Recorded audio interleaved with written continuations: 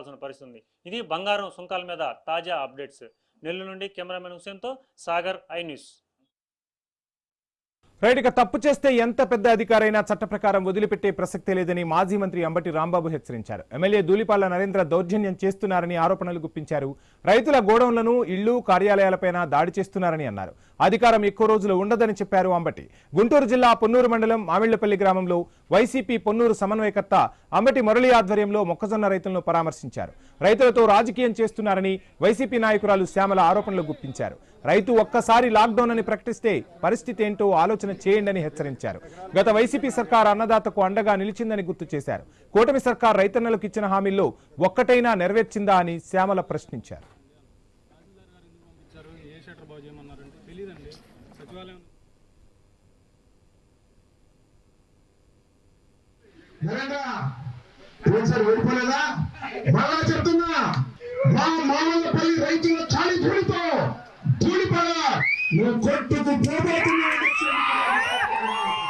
ఈసారి మా రైతాంగం నిన్ను ఓడించి తీరుతాడో ఈ నియోజకవర్గంలో చెప్తున్నా. 3 సంవత్సరాలు గోడౌన్ మీద దాడి ఏంటి? దాడి చేశారు, కేసులు పెట్టారు, మా సీజ్ చేశారు. మన దురదృష్టం ఏంటంటే మనకు ఒక ఐజీ ఉన్నాడు ఇక్కడ, సర్వశ్రేష్ఠ త్రిపాఠి. ఆయన కాకి బట్టలు వేసుకోవడం మానేశారు.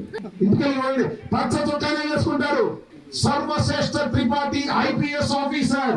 ధైర్యంగా చెప్తున్నా, లోకేష్ ఏం చెప్తే అదే, పెమ్మసాని ఏం చెప్తే అదే. పెమ్మసాని లోకేష్ కలిసి దాడి పెట్టి కాదు, వైఎస్ఆర్ కాంగ్రెస్ పార్టీ నాయకుల్ని మాత్రం కూడా చేసేస్తారు. మన ఇంటి మొహంగా గుర్తుపెట్టుకుని మనం చేస్తున్నాం. ఎంత పెద్ద అధికారైనా తప్పు చేస్తే చట్టం నుండి బట్టలు తీసి నిలబెడతాం, గుర్తుపెట్టుకుని మనం చేస్తున్నాం. ఈ దొంగ పాలకులను వ్యతిరేకిస్తూ ఈ రోజున ఈ చెలో మామిళ్లపల్లి కార్యక్రమంలో గారు చేపట్టడం జరిగింది. కంచి చేరవేస్తే అంటుంటారు కదా, పాలించాల్సిన వాళ్ళే ఇలా మన డబ్బులు దొప్పేసి మన కష్టాన్ని దోచుకుంటుంటే ఇక ఏం చేయాలి?